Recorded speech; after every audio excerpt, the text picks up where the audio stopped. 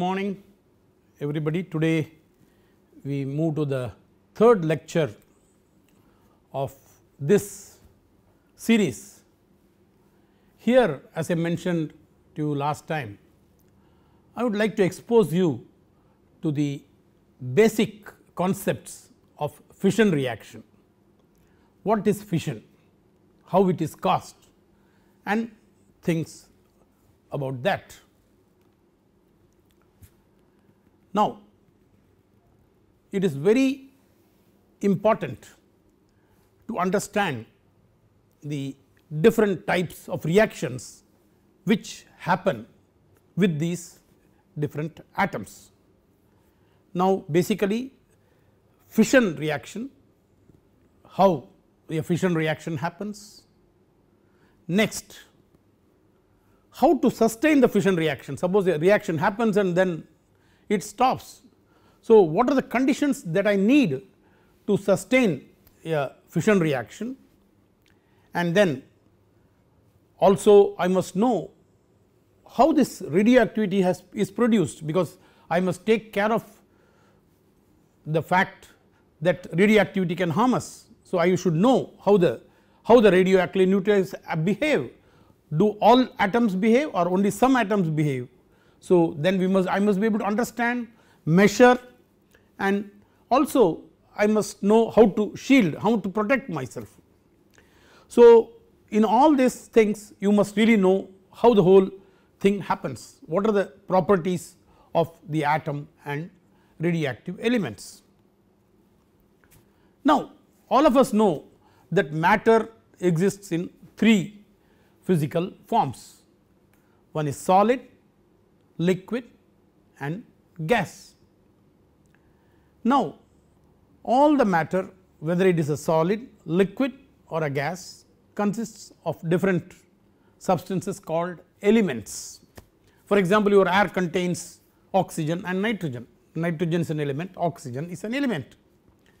Then there are substances. So, basically elements are those substances which cannot be broken further into simple or smaller substances, and there are about 92 elements which are naturally occurring, as just I mentioned, oxygen, nitrogen, and etc. And you can combine two elements to have compounds, like hydrogen and oxygen gives you water, carbon and oxygen gives you carbon dioxide, and things like that. So, but then each element itself consists of a lot of smaller particles called atoms. At the heart of the atom are the neutrons, which really provide mass, and also the protons. The red ones are the neutrons or the protons, and the blue ones are the neutrons. And you have electrons which are orbiting around these protons and neutrons. The combination of the proton and neutron is generally referred to as nucleus, and this is where the reaction of the nucleus with neutrons produces a fission. So, what is happening? The protons which we saw are positively charged particles, while the electrons are negatively charged particles. So, if you take atom as a whole, it is having equal number of protons and equal number of electrons, so the charge is nil. Now, the mass of the proton is about 1836 times that of an electron. Electron has very little mass. Neutrons do not have an electrical charge. Yes, electrons have negative charge, protons have positive charge, neutrons have no charge, and the mass is slightly higher than that of a proton. Now, then how do you designate a element or an atom, or I should say atom of an element? So, we have what is called as the atomic number, which refers to the number of protons or electrons, but generally we refer by definition the number of protons present, we call it as the atomic number. And what is the mass number? Mass number is due to the protons and the neutrons. So, the total mass will be equivalent to the number of neutrons and the number of protons. So, here I have put it as A is equal to N plus Z. Now, if you take elements, there are same elements, atoms of same elements, they may have same number of electrons and protons, but they may be behaving different nuclear characteristics. For example, you take oxygen. In oxygen, we have heard about atomic number 16, but we have oxygen with atomic mass 17 and atomic mass 18 also. Commonly found oxygen is oxygen 16, which has 8 protons, 8 neutrons. So, total is 16, whereas if you go for 17, it will have 9 protons. Again, coming to hydrogen, you have hydrogen with 1, hydrogen 2 and 3. So, hydrogen 1 is our normal hydrogen we find, the hydrogen 2 is called as the deuterium, and the third one is called tritium. With hydrogen and oxygen you get ordinary water, with deuterium and oxygen you get heavy water, and this heavy water is a very important material that we use in the nuclear reactors. So, here you get an idea of that there are isotopes of an element which behave identically in a chemical reaction, but nuclear characteristics are different. Let us now come to the mass. The mass of in an atom, as I said, we have units called as the atomic mass unit, which refers to 1/16th of the mass of a oxygen atom, and it is equal to about 1.66 into 10 to the power minus 24 grams. If you take a proton, it varies, the mass is around 1.6725 into 10 to the power minus 24 grams, and the mass of a neutron is slightly more, 1.674 into 10 to the power minus 24, and electron is only 9.11 into 10 to the power minus 28 grams. Now, let us come bit forward to uranium, which we have been telling that it has a very useful element in the nuclear field. Again, this exists in 3 isotopic forms: uranium 234, uranium 235 and uranium 238. If you take the proportion of these in the natural uranium, it is about 0.0058% of uranium 234 and about 0.711% of uranium 235 and about 99.283% of uranium 238. You see the major content is the uranium 238. Thorium is again another important element which can be used in nuclear, but it has no isotopes. Now, enrichment we talked about earlier.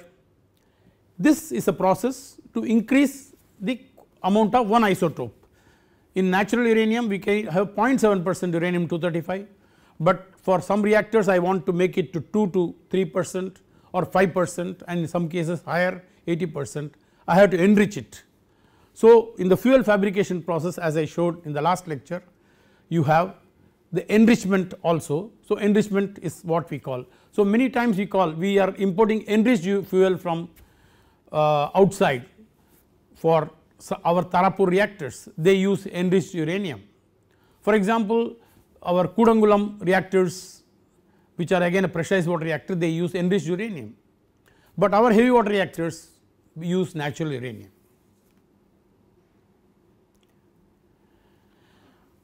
Now we come to the concept of what is nuclear stability, what is an atom which is stable from a nuclear point of view. Now there are attractive forces and repulsive forces. Now these forces operate over short distances because the atom itself is very small. So you have attractive forces between the nucleons, the protons, the neutrons, etc. And then there are also repulsive forces between the protons because protons are all protons are positively charged. Now it so happens that the attractive forces are over a shorter distance while the repulsive forces act over long distances. The total force, electrostatic force between the protons is proportional to the square of their number, let us say z squared. Now if you take a mass element of small mass number, repulsive forces are small, so they are not able to break, but for large mass numbers the repulsive forces are large, and then because the repulsive forces are large, if an atom has to be stable it requires more neutrons in the nucleus to retain the stability. So in other words, if my atoms are having a large mass number, I must have more and more neutrons so that the atom is stable. So let us have a look on the number of protons and the number of neutrons in the different elements.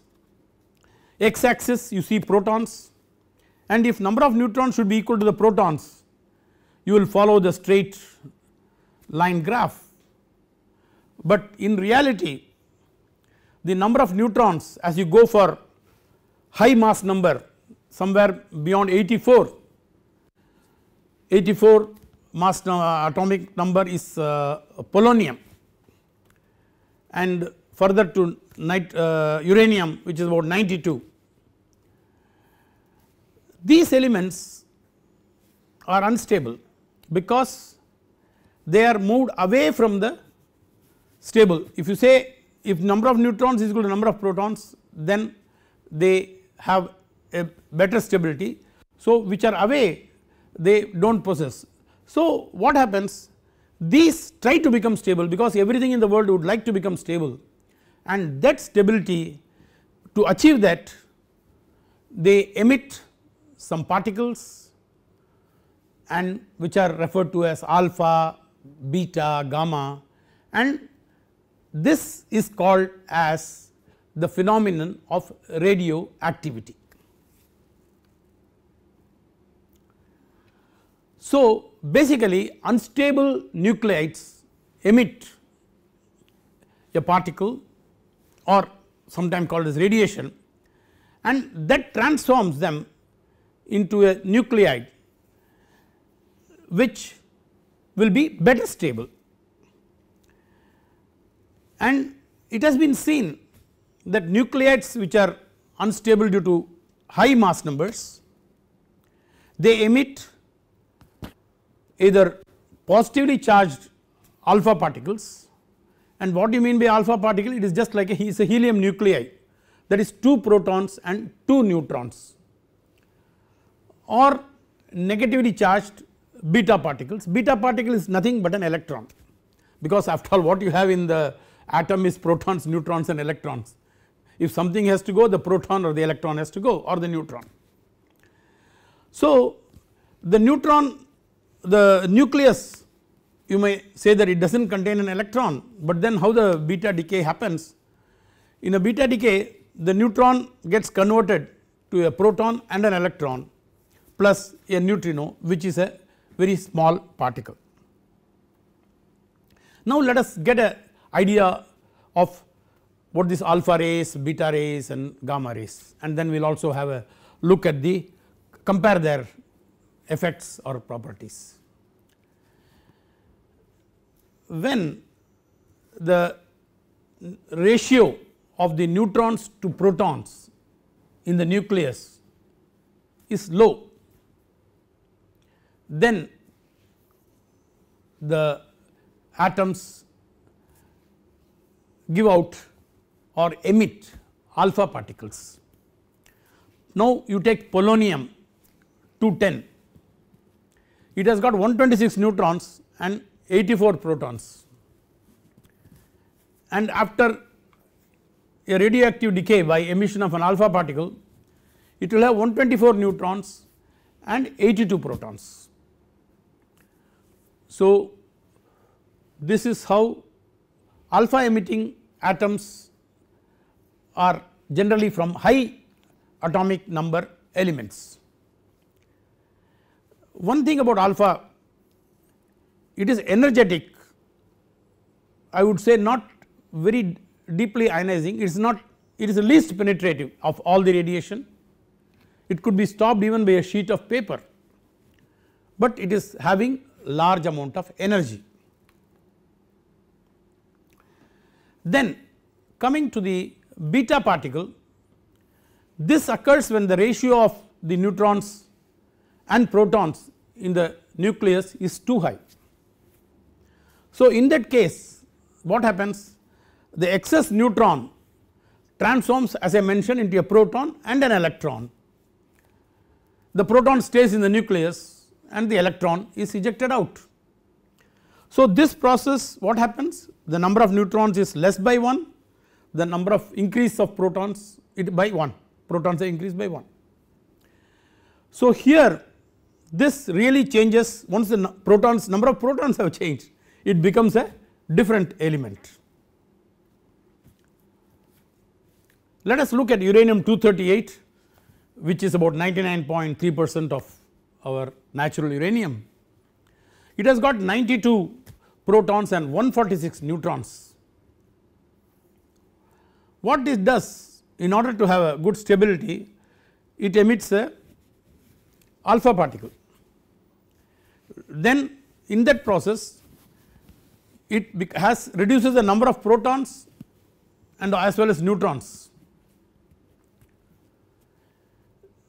Now let us take the, with 92 protons we had initially and 2 are gone, so now we have only 90, so the atomic number is 90.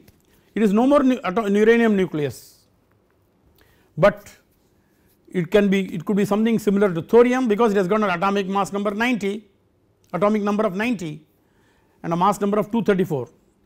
We could call it as thorium 234. Then this thorium 234, which is formed by the alpha decay of uranium 238, further decays by beta emission to protactinium 234. So this is how the decays are continuously happening in the earth. So these things are referred to as the alpha decay and beta decay. Then last but not the least, gamma rays. These gamma rays are used very effectively in all applications which we have discussed in the first lecture.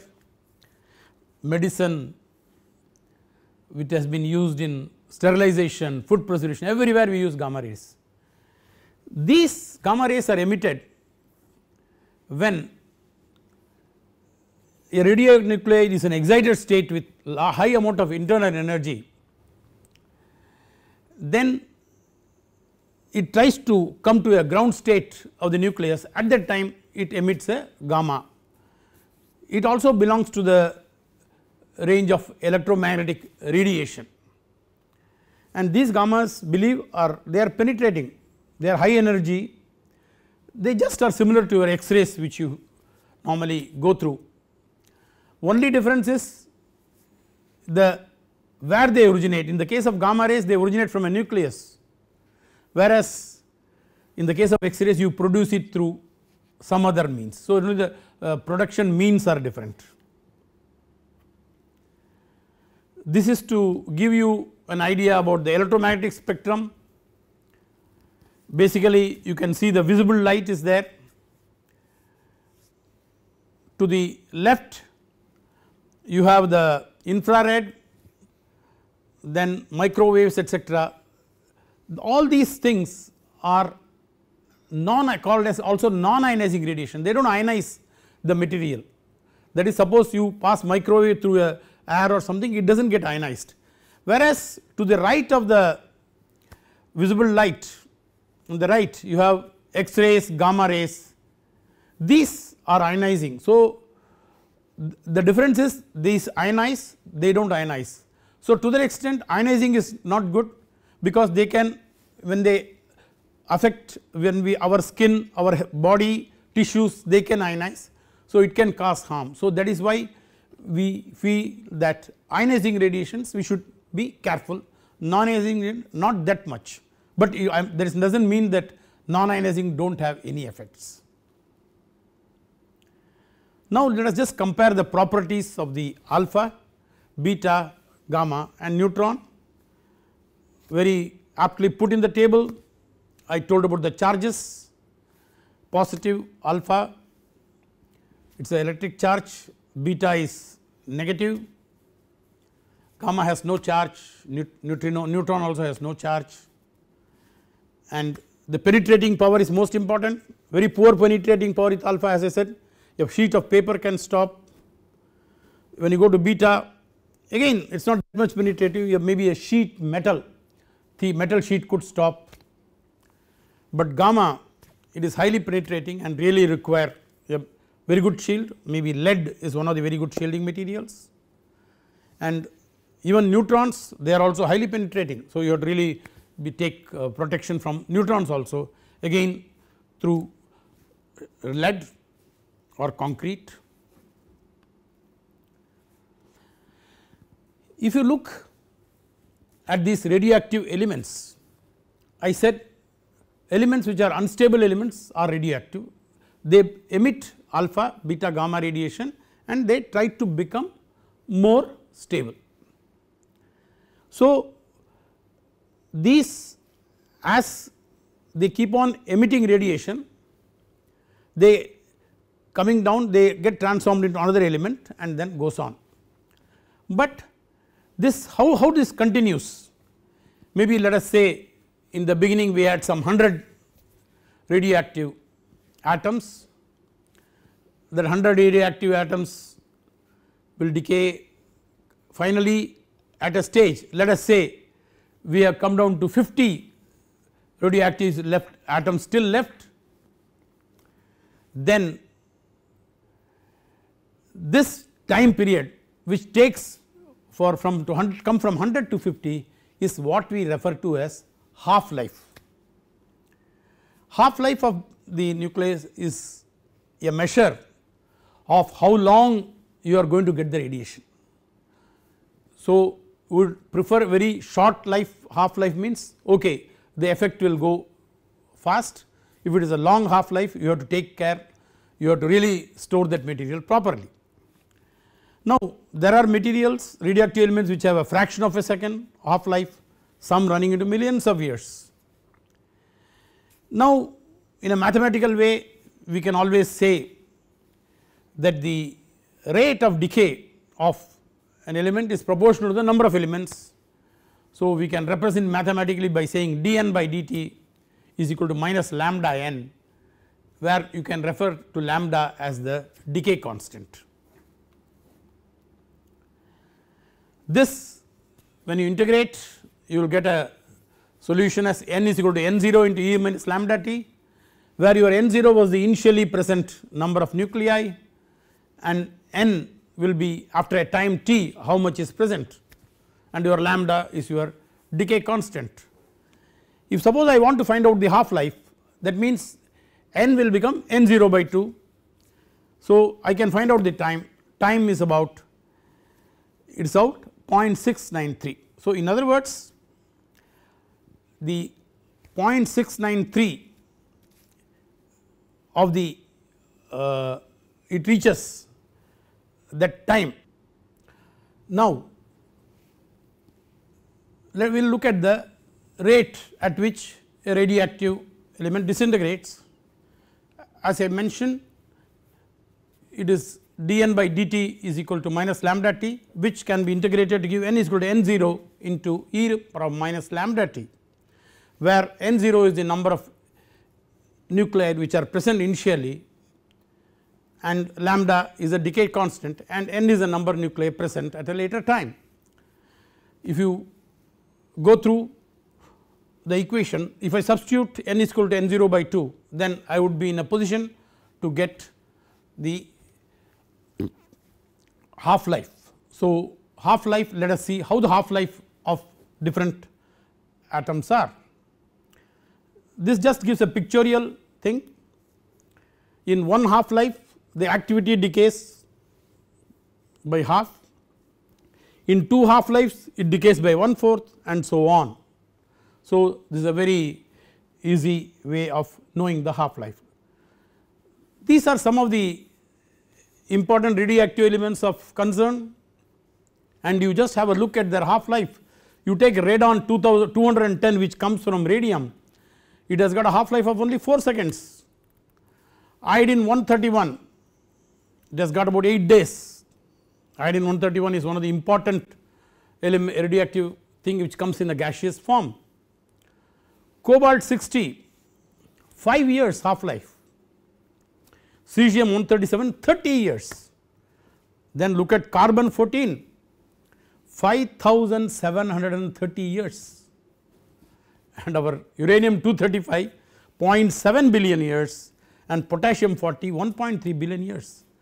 So, that means whatever uranium 235 we are getting now must have existed billions and billions of years ago. It is not something which we man made, and potassium 40 is much more. And I can tell you potassium 40 is very much available in the soil everywhere, and the foodstuffs which we take we do get in potassium 40. All of us have potassium 40 inside our body. It is radioactive and okay, we are living with it, there is nothing to be concerned about it. Now, this talk which I have gone through has exposed you to basically what is the structure of the atom. Then I have talked about what are the constituents in the atom, the neutrons, the electrons and the protons. Then why some elements are stable, some elements are unstable, and we have looked at what these unstable elements do to become stable, that is what is called as the radioactivity. They release radioactivity, and in the form of alpha particles, the beta particles or the gamma particles or gamma rays. And then we also went into a concept of radioactive decay half life, wherein we compared the half lives of different materials, nuclear materials. Thank you.